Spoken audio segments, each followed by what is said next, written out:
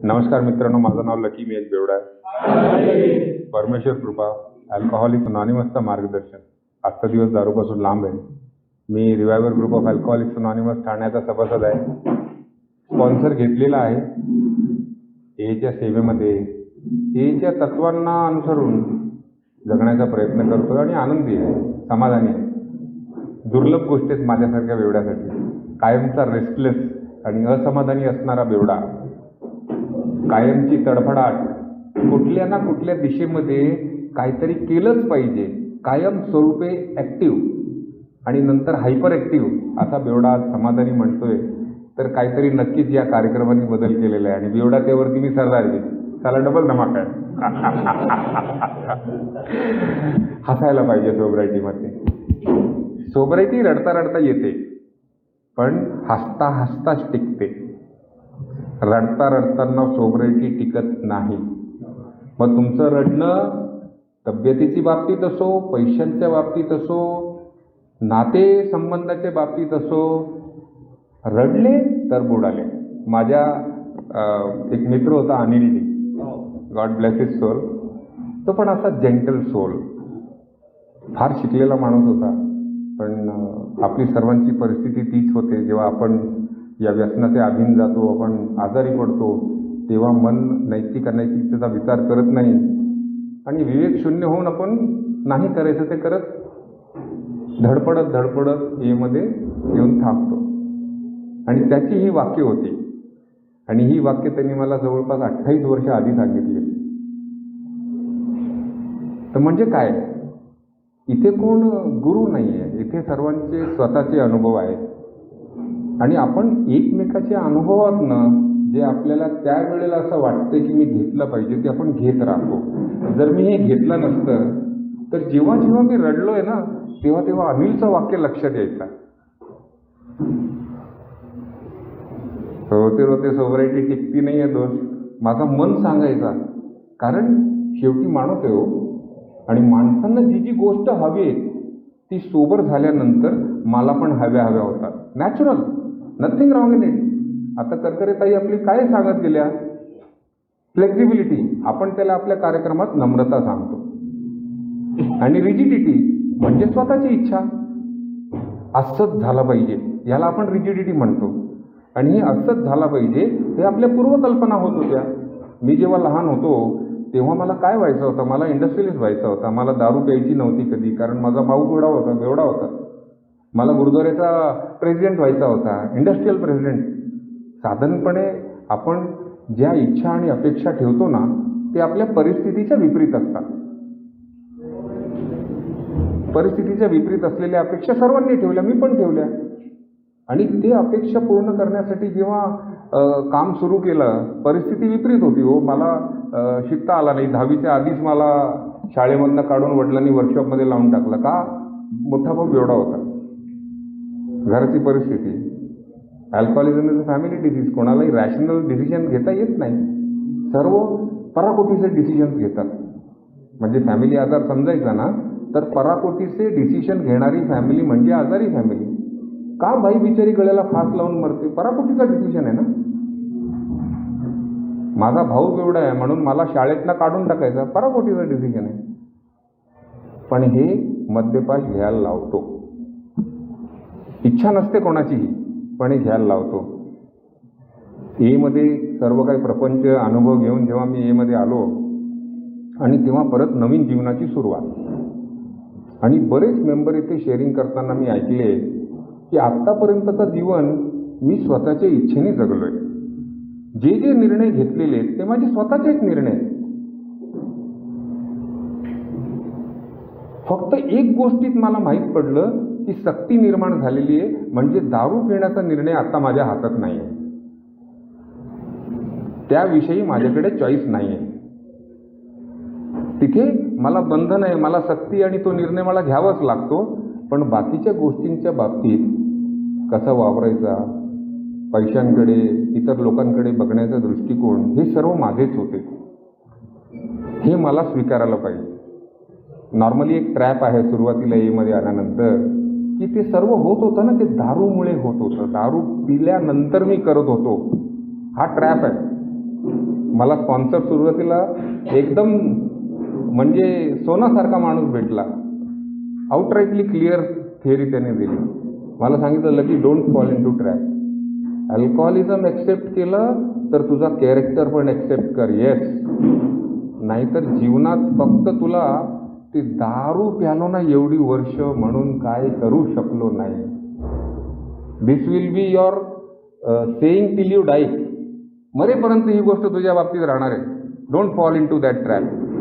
माझी इच्छा होती म्हणून मी केली. आपण अल्कोहोलिक्स अनॉनिमसमध्ये आता टॉपिक मला माझी इच्छा आणि देवाची इच्छा दिलेला आहे. देव हा शब्द अल्कोहोलिक्स अनॉनिमसमध्ये फार कन्फ्युजिंग आहे.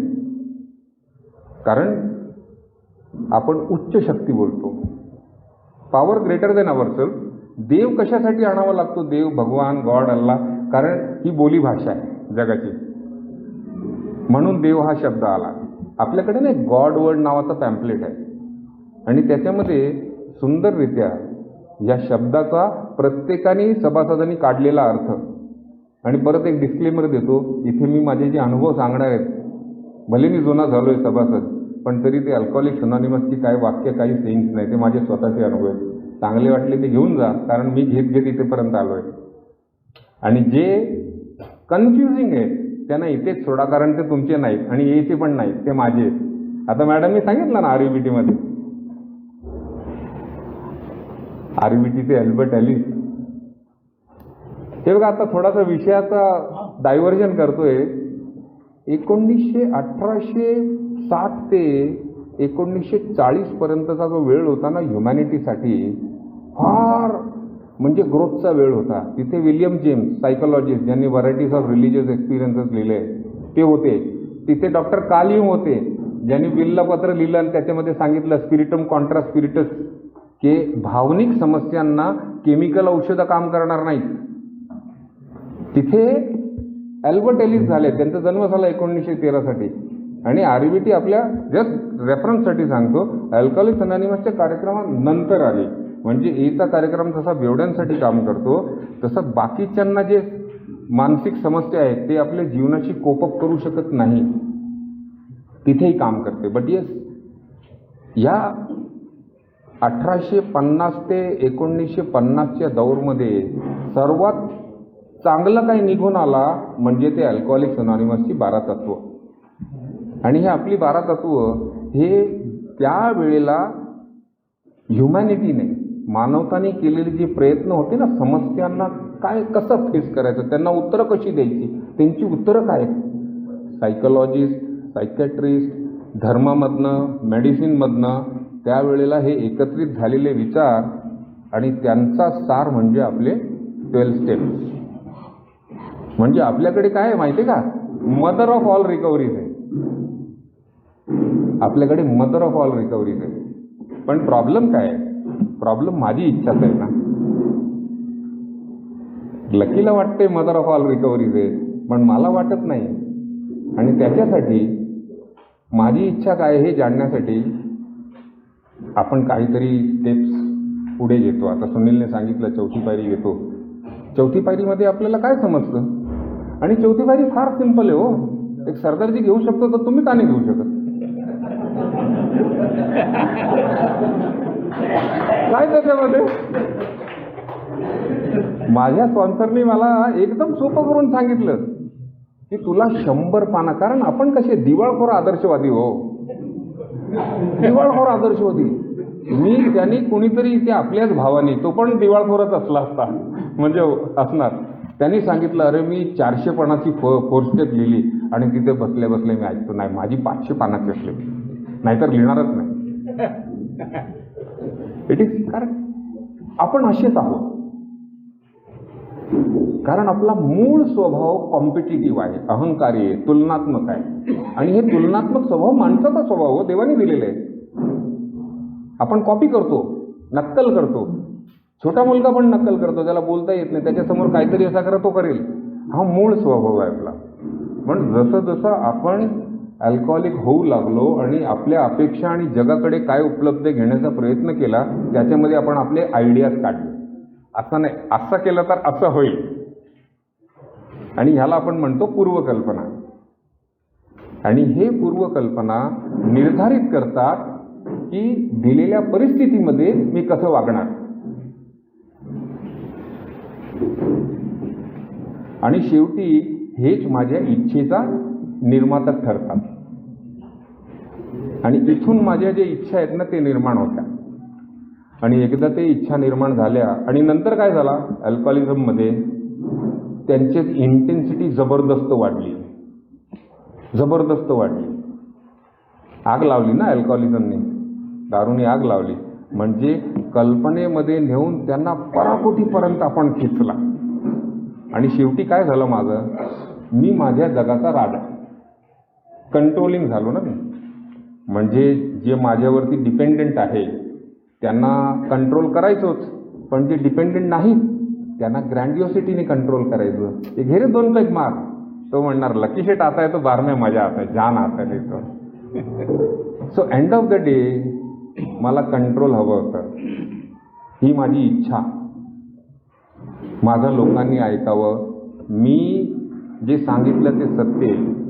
मी फार मोठा असा एक विचारक आहे,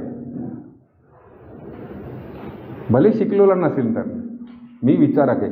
हे सर्व भावना आपल्यामध्ये निर्माण झालेल्या आहेत. मला या बाबतीत माहिती आहे, या बाबतीत माहिती आहे, या बाबतीत माहिती आहे. कारण दारू काय करत होती, आपल्याला कल्पनेच्या दुनियामध्ये न्यायची ना. आणि तिथे लॉजिक काय चालत नाही ना हो. कल्पनेच्या दुनियामध्ये कुठला लॉजिक. काल्पनिक स्वप्न रंगवताना आपण स्वतःला वेगवेगळ्या भूमिकेमध्ये बघितलेलं आहे. सांगा मला, जर आपल्या सर्वांनी मिळून स्वतःला कुठेतरी भाषण देताना नेता म्हणून बघितलेलं नसेल का. बघितलेलं आहे. साधू म्हणून बघितलेलं आहे. काय काय म्हणून बघितलेलं आहे आपण. जिथे कुठल्याही सक्सेसफुल माणसाला बघितलं तिथे आपण त्या अवतारामध्ये गेलेलो आहे. बरोबर. आणि शेवटी आपण बेवडेच होतो. पण दारूमध्ये ही किमया होती मूड ऑल्टरिंगची. आणि जसं जसं मूड ऑल्टर होत होता त्या माणसासारख्या इच्छा आपण निर्माण करून घेतलेल्या आहेत. म्हणजे नंतर घरामध्ये एकदम त्याला धडपडत गेल्यानंतर पण अपेक्षा अशी असायची की राजा आला, थोडा सलाम करा बरं, कुछ तो इज्जत रखो यार, ऐसा थोड़ी फालतू आदमी नहीं है मैं, तुमको समझता नहीं है मैं कौन है. ही आपली जात. आता ही मॅडम करकरी सांगणार तर आपण गप्प ऐकू, कारण बिचारीचे अनुभव नाहीत तसे. पण एक बेवडा सांगतो ना तर सर्वांना आयडेंटिफाय होतो, अरे जबरदस्त हा. आणि शेवटी काय, हे सर्व जे आहे ना, सर्व जे मी सांगतोय हे आपल्या इच्छेचे पूरक आहेत, त्याचे रूट्स आहेत. इथून खतपाणी मिळत मिळत मिळत आपल्या इच्छा निर्माण झालेल्या आहेत. त्या इच्छांची झटपटपूर्ती म्हणजे दारूमध्येच होती, कारण त्या इच्छा पूर्ण होण्यासारख्याच नव्हत्या, अवाजीब होत्या, काल्पनिक होत्या, जमणार नव्हत्या. पण दारूमध्ये ती किमया होती ना, ते तिथे नेऊन सोडायची. आणि मग मनमोहन सिंगनी काय केलं पाहिजे त्याच्यापेक्षा जास्त मला माहिती. मग मी अर्थशास्त्री, 10वी मी शिकलेलो नाही पण मी अर्थशास्त्री. एक मेरा दोस्त हमेशा ये मेंबर तो बोलायचा, एक बेवडा कधी सर्वात जास्त काय असतं सांगू का तुम्हाला. म्हटलं काय, विचार केला नाही जमला. सर्वात जास्त म्हणजे व्यर्थ की जानकारी, उसके जिंदगी में कभी काम में नहीं आएगी, इतनी जानकारी भर के रखता है बेवड़ा. क्या क्या जमा करेगा रे बाप रे बाप बाप बाप, क्या क्या जमा करेगा. उसकी एक जन्म में क्या 10 जन्म में काम में नहीं आएगी, इतनी जानकारी है साले के पास. लेकिन काम की जानकारी वो बाजू वाले के पास देखेगा, ये क्या करता है मैं वो करेगा. यालाच म्हणतात सैरभैर झालेल्या प्रवृत्ती. आणि हीच अस्तव्यस्तता आहे आपली. बाकीचे परिणाम हो, डायव्हर्स परिणाम, तब्येत खराब होणे हे परिणाम, अस्तव्यस्त इथे त्याचे परिणाम आपल्याला दिसतात. प्रायोरिटीज लावता आल्या नाही. आणि अशा अवस्थेमध्ये एमध्ये आल्यानंतर एक आणखी नैसर्गिक भावना माझ्या निर्माण होते. म्हणजे ती काय असते, माझी आई म्हणायची नेहमी, बहुत अच्छा है मेरा बेटा, ये दारू पीता है ना यही प्रॉब्लम है. ज्यांचं मी काम करायचं तो म्हणायचे, अरे लकी के जैसा कारीगर तुमको नहीं मिलेगा किधर, बहुत अच्छा आदमी है लेकिन दारू इसका प्रॉब्लेम है. हे सर्व ते का बोलायचे त्यांनाच माहिती आहे. कदाचित मला बरं वाटावं. आणि मी ते आल्यानंतर असं मला वाटायचं माझा दारूच एक प्रॉब्लेम आहे, बाकी तर मी सोन्यासारखं आहे रे. लात मारीन तिथे पाणी काढीन, साला धबधबा काढीन मी तर. कारण एवढी लोक म्हणायची हो, एवढी लोक म्हणायची, ते ऐकलेलं कुठे जाणार. म्हणून दारू बंद करण्यासाठी मी ए मध्ये येतो आणि पहिली अर्धी पायरी आहे तेवढीच घेतो आणि त्याच्यानंतर मी लात मारायला निघातो. लात मारीन तिथे पाणी काढीन, मग बायकोला लात मार, पाणी निघालं नाही, आईला मार, देवाला मार, म्हणजे जिथे कोण दिसलं तिथे लातच मारतो मी. आणि याला म्हणतात माझी इच्छा. आणि लात मारत मारत शेवटी 4थ्या वर्षी मी बँकरप्ट झालो. पाणी काढायचं होतं, भरपूर पाणी पाहिजे होतं हो मला. जे होतं देवाने दिलेलं ते नको, माझं पाणी काढणार मी. बँकरप्ट झालो, रडायला लागलो आणि परत ए मध्ये येऊन बसलो. स्पॉन्सरने सांगितलं, लकी हे बघ, आपली समस्या आहे ना, ती आपली समस्या कमाईची नाही आहे. आपण हुशार माणसं आहोत, गाढव दारू पित नाहीत, स्मार्ट लोक दारू पितात. पण आपला प्रॉब्लेम काय माहिती आहे का, आपल्याला स्वतःलाच माहीत नसतं की पाहिजे काय त्याला तुला, आणि ते पण किती पाहिजे. 2 प्रश्न विचारले की आपली विकेट गेली. काय पाहिजे आणि किती पाहिजे. पहिली एक सांगणार, नंतर 2 मिनिटांनंतर छोट्या मुलासाठी तो नको मला हे पाहिजे. जसं जसं विचार करत जातो तसं तसं माझ्या आयडियात बदलतात. दिस इज मी, आणि ही माझी अस्तव्यस्ता. दुसरं काहीच नाही या पलीकडे हो. What more it will be. आणि जे मला चांगलं वाटतं ते हासिल करण्यासाठी मी काय ते करण्याची तयारी ठेवतो. आता बँकरप्ट झालो आणि माहीत पडलं की माझ्या एक इच्छा होत्या ना रिकव्हरीमध्ये. इथे आपल्या सर्वांची इच्छाच आहे ना. आता आपण आज मीटिंगमध्ये येऊन बसलो, का बसलो. आता तर आपण थोडी वर्ष दारूपासून लांब राहिलो की तर आता वेदना नाहीत ना सुरुवातीच्या दिवसामध्ये तर जीव वाचवायचा आहे म्हणून पळून यायचो. आज पळून येत नाही. आज मी स्वतःच्या इच्छेने आलोय. आज कार्यक्रम समजते, माहिती आहे, पण त्या ॲक्शनमध्ये, कृतीमध्ये परिवर्तित कसं करायचं तिथे गोंधळ आहे. प्रिन्सिपल्स आपण रोज ऐकतो, ते तत्वांना कृतीमध्ये कसं परिवर्तित करायचं हे फार मोठा प्रश्न आहे. आणि हे प्रश्न ॲज बिल सी शीटमध्ये बिलनी लिहून काढलेलं आहे. त्याला स्वतःला हा भेडसावलेला प्रश्न आहे की जी तत्व मी लिहिलेली आहेत, ऐकून लिहिलेली, काल येऊननी सांगितली, यांनी सांगितली, त्यांनी सांगितली, सर्व निर्माण करत करत करत झाला आपला कार्यक्रम. स्वतः लिहिणारा माणूस म्हणतो की यांचं पालन कसा करायचं, आता ॲक्शनमध्ये कसं आणायचं. प्रिन्सिपल्स आणि ॲक्शन, त्याच्यामध्ये माझ्यासारखा एक लाचार आजारी माणूस आहे, द्यायचे सैरभैर भटकलेल्या इच्छा आहेत. तर टेम्पररी ते इच्छा काढाव्या लागणार.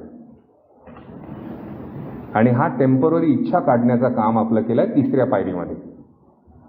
तिथे आपण फक्त निर्णय घेतो की जसे आपल्याला एक लॉंग रेसमध्ये जायचं आणि मागे बॅकपॅक आहे, तर आपण काय करणार, बाजूवाल्याला सांगता हे ठेवतो रे जरा, मला तिकडे 4 मैल रन करून यायचं, परत घेईन मी. तो बोझा म्हणजे आपल्या इच्छांचा बोझा, माझ्या आयडियांचा बोझा. मी काय व्हायचं झालं पाहिजे, मी काय केलं पाहिजे, हे माझे व्हिजन्स, हे मी जोपर्यंत तिथे ठेवले नाही तोपर्यंत मी 4थी पायरीकडे जाऊ शकत नाही. कारण हे बोझा मला दमवणार हो. 2 पावलं पुढे गेलो की परत दमून तिथे बसून टाकणार. 3री पायरी तो बोझा काढण्याची पायरी आहे.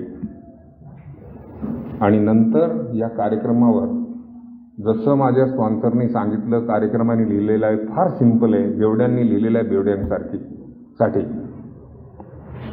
पाळत पाळत जसं जसं पुढे 11वी पायरीपर्यंत आपण पोचतो तोपर्यंत देवाची इच्छा म्हणजे हा एक स्लँग, ही म्हण आहे, देवाची इच्छा. बरोबर ना. आपण साधारणपणे देवाची इच्छा म्हण म्हणून ऐकतो की झालं ते, त्या झाल्यानंतर आपण सांगतो देवाची इच्छा, ते झालं ते देवाची इच्छा. पण माझा अल्कोहोलिक्स अनॉनिमसचा कार्यक्रम रिलिजियस नाही आहे. हा जागरूकतेने माझी उच्च शक्ती ओळखून तिथे मला छोटे छोटे स्टेप्स पुढे घेऊन घ्यायची तयारी दाखवायची. आणि उच्च शक्तीची संकल्पना आपल्या भरपूर सभासदांनी सांगितली, बिलनी सांगितली, आणि मलाही ते मान्य आहे, माझा विश्वास आहे. माझी पहिली उच्च शक्ती म्हणजे अल्कोहोलिक्स अनॉनिमसचा मीटिंग हॉल, जे मला जमू शकलं नाही, यांना जमलेलं आहे. सिंपल. आणि अशी उच्च शक्ती बघा, बिल पुढे काय म्हणतो, आता आपण देवाची संकल्पना थोडीशी माझी सांगतो मी. अशी उच्च शक्ती जी प्रॅक्टिकली मला मदत करू शकेल. मला अशा उच्च शक्तीच्या कल्पना ठेवल्या नाही पाहिजेत जे हिमालयाच्या डोंगरावर जाऊन मिळणार आहे. Will he help me? No. जरी किती पौराणिक असली आणि किती चांगली असली, मला मदत करणारी, प्रॅक्टिकली मदत करणारी अशी उच्च शक्ती, गॉड ऑफ माय अंडरस्टँडिंग, पहिली उच्च शक्तीचा हा टप्पा आला. म्हणजे काय झालं आता बघा, ह्या उच्च शक्तीची इच्छा काय होती की एक दिवस करून दारूपासून लांब राहायचा. आणि माझी इच्छा काय होती की मला थोडी प्यायला शिकवावं, मला आनंद घ्यायचा आहे, पण हे त्रास नको. आणि यांची इच्छा काय होती की थोडी प्यायला जमत नाही रे बाबा, तो प्रॉब्लेम आहे आमचा. तिथे माझी इच्छा मी बाजूला ठेवली आणि माझ्या उच्च शक्तीच्या इच्छेप्रमाणे पुढचा पाऊल टाकला. एवढा अर्धा टप्पा, याला आपल्या प्रॉमिसेसमध्ये सांगितलंय, अर्धा पल्ला गाठण्यापूर्वी आपल्या विकासाची गती पाहून आपण आश्चर्यचकित राहू. हा अर्धा पल्ला माझी इच्छा बाजूला सोडून एका उच्च शक्तीची इच्छा आणि त्या इच्छेप्रमाणे चालण्याचा प्रयत्न. Okay, let us begin from here. आता पुढे कार्यक्रम आहे, जगामध्ये 160 देशांमध्ये फॉलो होतो. लाखो लोक दारूपासून लांब आहे. कार्यक्रमाच्या मदतीने प्रिन्सिपल तत्व आहेत. जर तत्वांना मी आपली उच्च शक्ती असा म्हणून स्वीकार केला, कारण ती मदत करणार आहेत मला ना. म्हणजे मी जेव्हा प्रॉब्लेममध्ये आहे तर मी काय करणार, माझा प्रॉब्लेम कसा आहे आणि ॲज बिल सीज इट काढणार. त्याच्यामध्ये बिलनी रिझेंटमेंटवर काय लिहिलं ते 4 पानं वाचणार. मला तिथे उत्तर भेटतात हो. That is how it helps me. आणि माझा कार्यक्रम सांगतो की निरीक्षण केल्याशिवाय पुढे जाणं अवघड आहे. निरीक्षण कर, जमेल तसा कर, डझंट मीन. आणि नंतर एका इतर व्यक्तीबरोबर शेअर करताना तिथे आपला अहंकार, फिअर सर्व काय आडे येतो. पण तिथे माझी इच्छा होती की मी देवाला सांगितलं, झाला नसती पाहिजे. पण कार्यक्रमाची काय इच्छा होती बघा, एक आणखीन माणूस साक्षी ठेव, साला दोघला येतो, बदल जाएगा. अहंकाराचा खच्चीकरण आहे तिथे. आणि याचबरोबर एक विश्वासाचा जन्म आहे बघा. 5व्या पायरीमध्ये एका विश्वासाचा जन्म होतो. माझ्यासारखा दारुड्या कोणाबरोबर तो विश्वासाचा संबंध स्थापित करतोय, शेअर करतोय. आणि ती इच्छा पाळल्यानंतर 5व्या पायरीमध्ये काय देवाची इच्छा आहे माझी. माझ्या देवाची इच्छा 5व्या पायरीमध्ये हे की 6व्या पायरीमध्ये की आपण माझ्या स्वभाव दोषांसाठी, जे तथाकथित माझे दोष आहेत, त्यांच्या बाबतीत माझी कृती म्हणजे काय. माझी कृती म्हणजे मन खुलं ठेवून त्यांना उच्च शक्तीकडे सोपवायचं. याच्या पलीकडे मी काही करू शकत नाही. हां, ॲक्शन पार्ट एवढंच आहे की मी त्यांच्या विरोधात जाऊन व्यवहार करण्याचा प्रयत्न करेन. रिझेंटमेंट जबरदस्त आहे हो. मग आता ती आठवण करत करत मी त्याला खतपाणी घालणार आहे ना, ती वाढणार. बघा, एक सिंपल एक्झाम्पल आहे. जेव्हा आपला अपमान होतो ना, तेव्हाची परिस्थिती फार छोटी असते हो. पण जेवढ्या वेळा आपण त्या अपमानाच्या बाबतीत विचार करू, आपण मोठा करतो त्या अपमानाला. आणि ही मोठा करण्याची क्रिया म्हणजे याला रिझेंटमेंट नाव दिलेलं आहे. जेव्हा लिहिलं तेव्हा ते छोटा होता, ॲज इट इज दिसलं ना. सोल्युशन बघा, माझ्या देवाचं सोल्युशन बघा किती सोपं आहे. जेव्हा प्रामाणिकपणे लिहिलं तेव्हा तेवढा होतच तेवढंच निघाला. अशा रिझेंटमेंट जेव्हा जेव्हा येत होत्या तेव्हा मन खुलं ठेवून लेट इट गो. म्हणजे हे विश्वास ठेव की जाता येते. स्पॉन्सर विनायक जे होते माझे, आता आहे तिथे. आणि ते सांगायचे नेहमी शेअरिंगमध्ये, आपण काय आपले दोष इथे असतात ना त्यांना इथे आणून ठेवू शकतो, घालवू शकत नाही. म्हणजे फिजिकली सांगायचं. बघा पहिल्या वर्षामध्ये ऐकलेला फिजिकली सांगायचं, इथे असतात आपले दोष, आपल्याला कंट्रोल करतात. म्हणजे आपल्यावर फिजिकली वर असतात आणि आपल्याला कंट्रोल करतात. त्यांना आपण इथे आणू शकतो पण घालवू शकत नाही. माझा देव तो सांगतो मला. माझी इच्छा काय आहे की हे पूर्णपणे निघून जावेत. आता परफेक्शनिस्ट एटीट्यूड पण आहे ना. अभी ये थोड़ा सा नहीं, ये पूरी तरह निकलना मांगता. ऐसा स्पॉन्सर ढूंढेगा मैं. डील तर मेला बिचारा, दूसरा कौन मिलणार तुला. माई वे और हाईवे. अगर पूरा नहीं निकल सकता है ना तो करके मतलब नहीं. थोड़ा नहीं करेगा. नम्रता नाही, फ्लेक्झिबिलिटी नाही. तुम बोलताय दोष कधी जाणारच नाही तर मग राहू दे ना. कशाला फुकट लिहून हे करा ते करा. ते आहेच ते आहेच. एकतर काढून टाका, नाही तर असं आहे तसंच जगू द्या मला. पण माझ्या देवाची इच्छा तशीच आहे. कारण मी माझ्या कार्यक्रमाला माझ्याहून महान शक्ती म्हणून स्वीकारलेला आहे. आता आणखीन एक सुपर बंपर टाकलाय माझ्या देवाने 6व्या पायरीमध्ये. 6व्या 7व्या पायरीचे कॉम्बिनेशन आहे. त्यांनी मला म्हटलंय कि अभी बच्चा मत रे, बड़ा हो जा थोड़ा, ग्रो अप. जो बच्चे होते ना वो खिलौनों से खेलते हैं. तेरे खिलौने क्या है पता? पैसा, व्यक्ति और परिस्थितियां, ये तेरे खिलौने हैं. इनके ऊपर से सुरक्षितता मत निकाल. ये बदल जाएंगे, व्यक्ति बदल जाएंगे, परिस्थितियां बदलेंगी और वस्तुएं तो आने जाने के लिए हैं. बघा किती मोठा माझ्या देवाने मला संदेश दिलाय. माझी इच्छा काय आहे की भरपूर पैसा, भरपूर मैत्री, अशी व्यक्ती भरपूर असे. म्हणजे आपण आवाज दिला की आपल्या मागे 2000 माणसं आली, किती सुरक्षित फील होईल. आणि नॅचरल आहे माझ्यासारख्या लोनली माणसासाठी, ज्याचा समाज हरवलाय. त्याच्यानंतर मी यामध्ये एकलकोंडा होऊन मी यामध्ये आलो ना. कुठे होता माझ्याकडे समाज, कुठे होते मित्र माझ्याकडे, कोणच नव्हता माझ्याकडे. आणि म्हणजे व्यक्ती म्हणजे आपला जबरदस्त वीक पॉईंट आहे. आणि आपल्याला नेहमी माफक परिस्थिती पाहिजे. कल्पना करताना पण परिस्थिती अशा रंगवतो आपण. माझ्या उच्च शक्तीने म्हटलं हे सोडून दे गेम आता. अरे रे रे, म्हणजे माझा काय होणार. माझा अस्तित्व ह्या तिघांमुळे हो. हे 3 गोष्टी काढल्या तर मी कोण होय ना. ग्रो अप म्हणतो. सुरक्षिततेसाठी तुला फक्त एकच सोर्स पाहिजे आणि तो म्हणजे तुझ्या अंडरस्टँडिंगची उच्च शक्ती.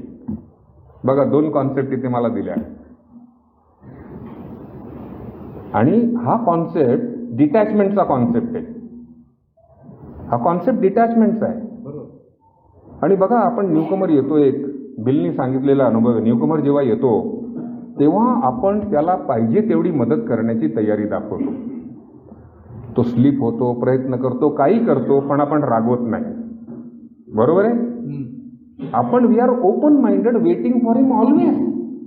जरी 10 वर्ष गेली तरी 11व्या वर्षी आला ना, मी तसंच त्याचं स्वागत करीन without referring to the past. काय रे, मी असं बोलणार नाही 10 वर्ष घालवलीस तू. नो, मी म्हणणार welcome, 1 day at a time, असंच म्हणणार ना मी. म्हणजे काय झाला याचा अर्थ, मी जेव्हा डिटॅच होतो तेव्हा मी जास्त युजफुल होतो. करेक्ट. मी इन्व्हॉल्व्ह झालो की युजफुल होईन का. मी त्याचा बाप होईन रे, आई होईन त्याची, डॉक्टर होईन, संत होईन, but I will not be useful. मी जेव्हा डिटॅच झालो तेव्हा मी युजफुल झालो. बरोबर आहे. आणि त्याच्यासाठी पण मी उपयोगी पडलो ना. तसंच पैशांच्या बाबतीत जेव्हा मी डिटॅच होतो ना तेव्हा आय एम मोर युजफुल. व्यक्तींकडनं जेव्हा मी डिटॅच होतो ना आय एम मोर युजफुल. आणि डिटॅचमेंट म्हणजे अपेक्षा काढून टाकणे. आणि अपेक्षा माझ्या इच्छेमुळेच झालेत ना. आता बघा माझी इच्छा 6व्या 7व्या पायरीमध्येच काढून टाकली बिलने. आणि म्हटलं इच्छा ठेवणार आहे ना तर बच्चों जैसा रोएगा, जा रख ले इच्छा अपनी, जा रोता घूमेगा सोसाइटी में भी. परिस्थितियां घूम जाएंगी तो क्या बोलेगा, ये क्या किया, उसने परिस्थिति नहीं बनाई है. आणि here I differ from normal people. माझा असं विश्वास निर्माण झालेला आहे आणि तो मला लॉजिकमध्ये पटतोय. देवानी काय निर्माण केलं ज्याला आपण देव म्हणतो, तर त्यांनी ही सृष्टी निर्माण केली. त्यांनी नोट छापले का हो? नाही. मग ज्यांनी छापले नाही त्याच्याकडनं मागणं काय? त्याला म्हणतात गिरी काहीतरी नंतर लावतात ना, आधी काय च लावून नंतर गिरी लावतात.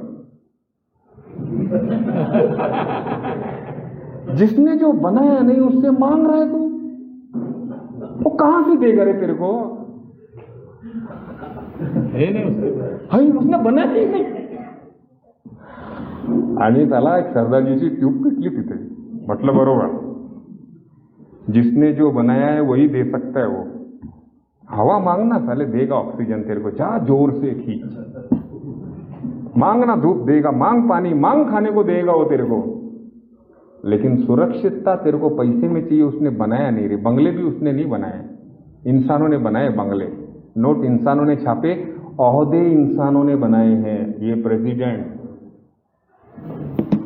उसने तो एक जैसे पैदा किए सारे. उसने तो काले गोरे भी नहीं बनाए. ये तो वातावरण जहां पैदा होते हैं उस प्रकार से हम हो जाते हैं, क्योंकि हम प्राणी हैं.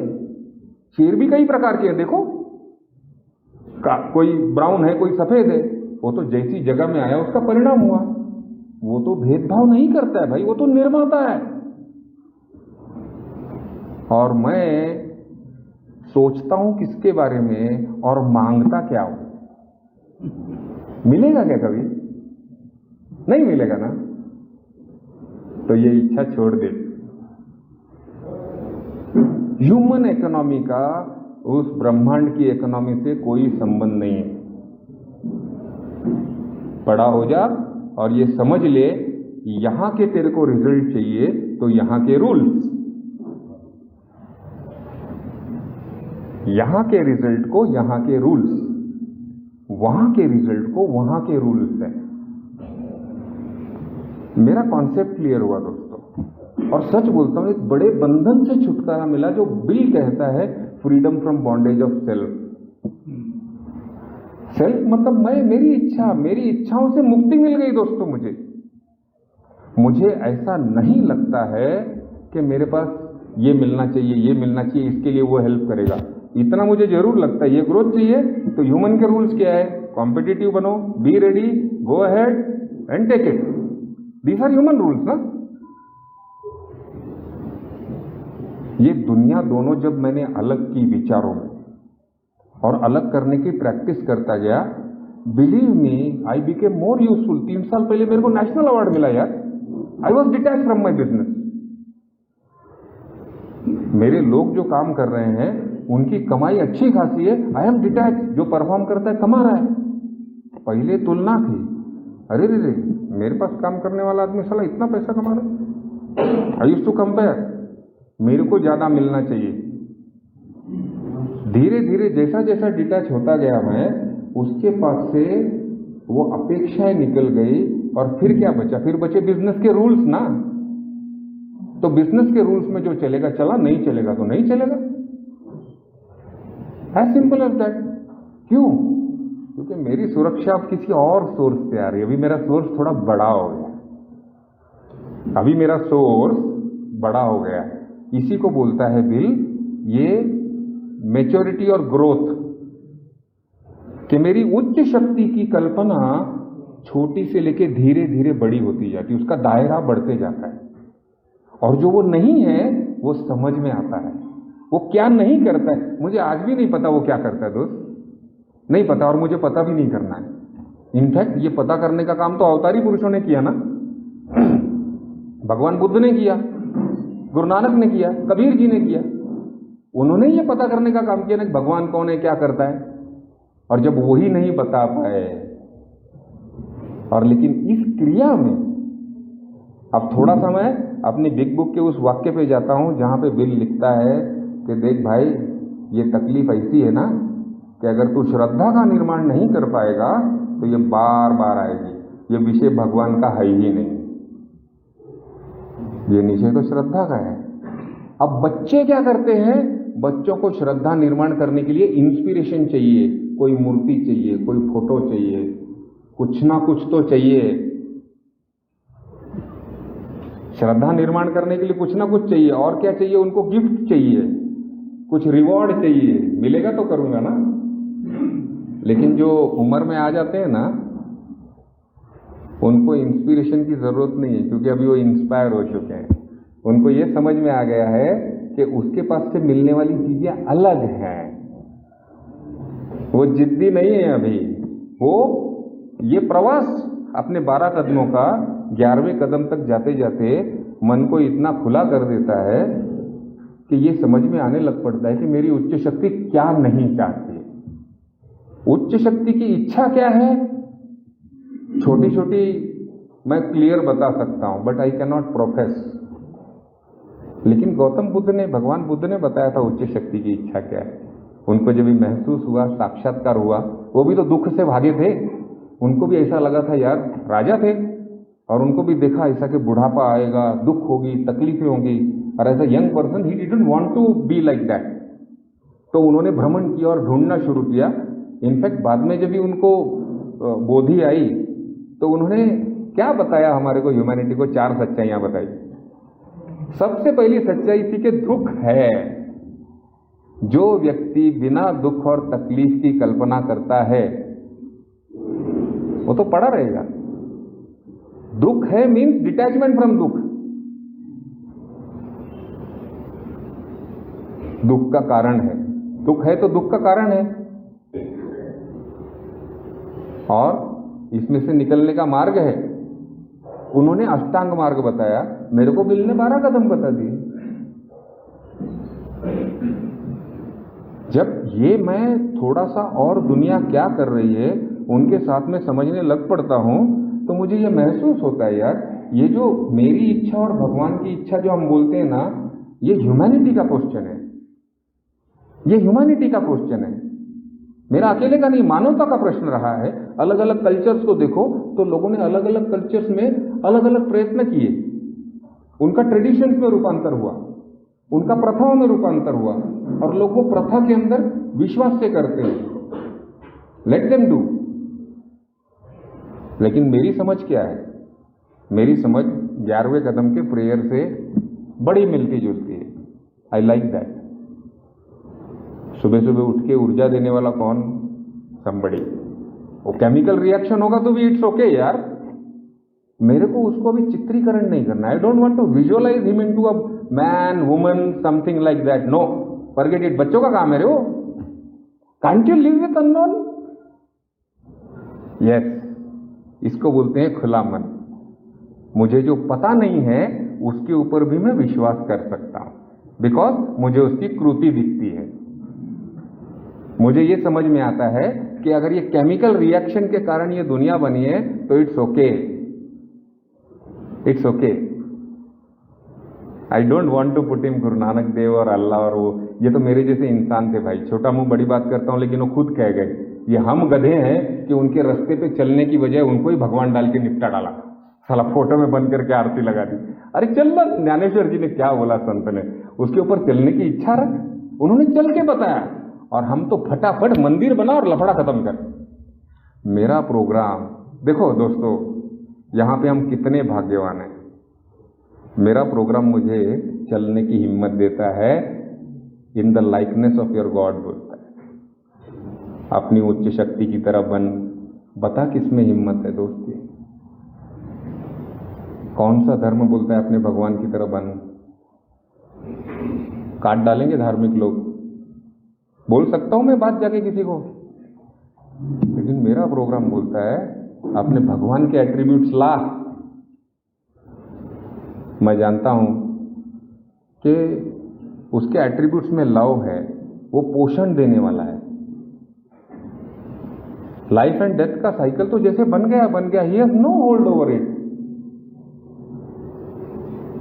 लाइफ और डेथ के साइकिल के ऊपर कोई होल्ड नहीं है उसके। यस, एवोल्यूशन चल रहा है। अपने जितने बड़े बड़े टेलीस्कोप हम भेज रहे हैं, क्योंकि I am also student of science, तो उतनी दूर दिखते जा रहा है कि साले ब्रह्मांड का कहीं अंत ही नजर नहीं आ रहा है। It is continuously moving. और अगर मैं इतने बड़े टाइम स्केल में देखूं तो इंसान जात का जन्म अगर धरती के जन्म से कैलकुलेट करें तो हम जितना भी ये बोलते हैं ना कि 10,000 साल से इंसान है, वो वन मानुष से बन करके आदमी बने हैं, ये अगर बड़े टाइम स्केल पे देखो ना 8 बिलियन के, तो ये 2 सेकंड भी नहीं है, जस्ट 2 सेकंड। और मैं और मेरी इच्छाएं और मेरी कल्पनाएं, बाप रे बाप, ये मेरे से परे के टॉपिक है, तो छोड़ दे इसको। Action is the magic word. मेरे परमात्मा की इच्छा क्या है वो मुझे समझ में आती है, और वो मैं इस बात से सहमत हूं कि वो मेरे जैसे बोलने वाले व्यक्तियों से ही समझ में आएगी। मुझे सुनाई देगी, और मैं जिनकी भाषा समझता हूं उनसे ही सुनाई देगी ना। अगर कोई बोलता है कि कौवे ने उसके कान में आके बोला, तो धन्यवाद उस कौवे का, और उससे बड़ा धन्यवाद वो सुनने वाले का।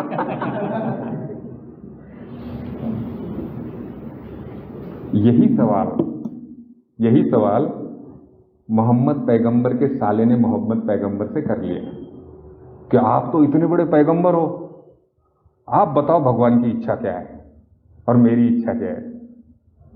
तो पैगंबर साहब ने बोला, देख विषय बड़ा है, एक हैकाथॉन में 1 घंटे में होगा नहीं। लेकिन ये साला जिद में था, नहीं भगवान, अब भी भूख लगी है तो अभी खाना चाहिए, अब भी प्यास लगी है तो अभी पिलाओ। तो बोलता है ठीक है चल। बोलता है 1 पैर उठा, उसने अपना 1 पैर उठा लिया। फिर बोलता है अभी दूसरा उठा। बोलता नहीं उठा सकता, मैं कैसे उठाऊंगा, मैं उठा ही नहीं सकता।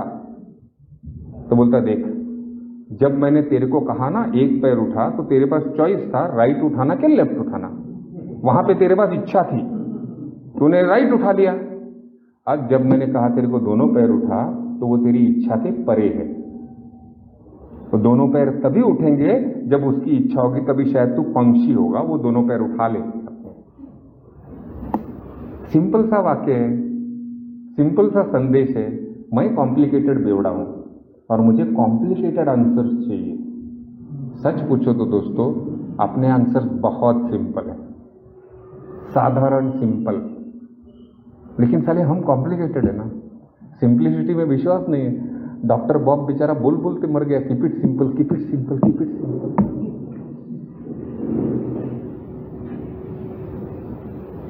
मेरी इच्छा सिर्फ मेरे तक चलती है बस,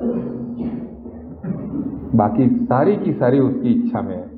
और उसकी इच्छा जानने का प्रयत्न मेरे को 11वें कदम में बिल्कुल खुलासा करके दिया हुआ है कि भाई जहां पे कंफ्यूजन है ना, वो रोशनी लाता है जैसे अंधेरे में, वैसे ही तू वहां पे रोशनी ला। नए नए मेंबर्स पे अल्कोहलिज्म का कंफ्यूजन है, मैं बेवड़ा हूं कि नहीं हूं, वो दुविधा में पड़े हुए हैं ना, दे आर इन कॉन्फ्लिक्ट।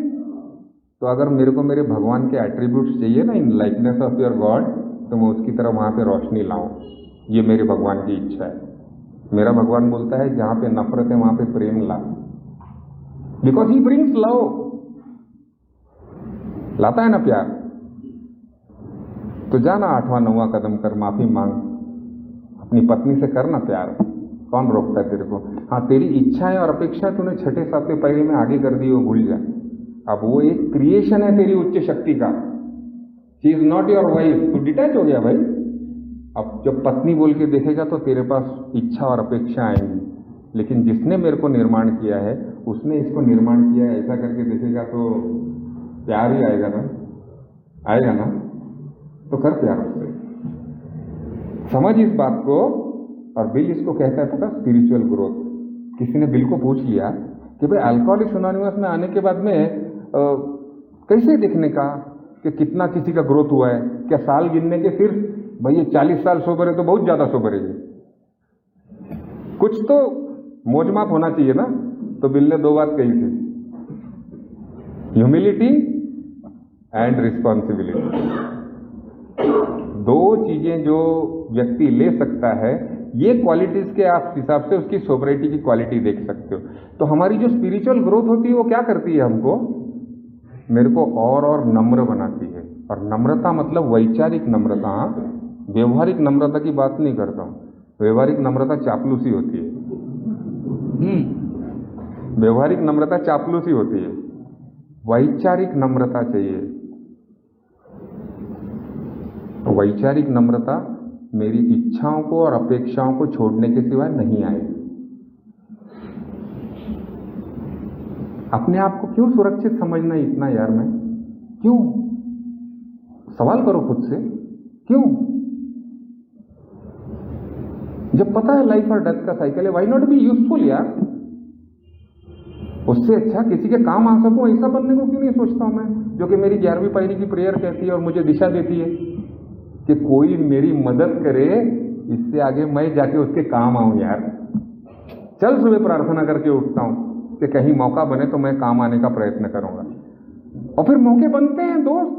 घर में मौका है, काम में मौका है, ए में मौके ही मौके हैं। सेंट फ्रांसिस कहता है, rather than to be understood I will understand, कि कोई मुझे समझे इसके बजाय मैं दुनिया को समझू ना यार। यानी कि मैं अपनी बात कहना बंद कर दूं, आई विल अंडरस्टैंड। लोग समस्या बोल रहे हैं, मैं निर्णायक नहीं हूं, मैं जजमेंटल नहीं हूं, क्योंकि मैं भगवान नहीं हूं। मैं भगवान नहीं हूं। जब ये सारी इच्छाओं की तरफ मन चलने लग पड़ता है ना दोस्तों, ये बात तो मन की है, क्योंकि काम तो मैं भी जाके 10 बजे ऑफिस में करता ही हूं ना। 5 बजे उठता हूं, नेगोशिएशन करता हूं, बार्गेनिंग करता हूं, लेकिन मुझे पता है मनस्थिति और परिस्थिति बचपन में ही निकल गई थी। मेरी मनस्थिति प्रफुल्लित रखने के लिए मुझे इतना विश्वास है कि जिस किसी चीज ने मुझे बनाया है ना, जिस किसी ने भी मुझे बनाया है ना, उसने कुछ पर्पस के लिए बनाया है, और वो पर्पस मुझे मेरे आस पास दिखता है। और जब तक मैं पर्पस फुलफिल करता रहूंगा, that is God's will work. Thank you.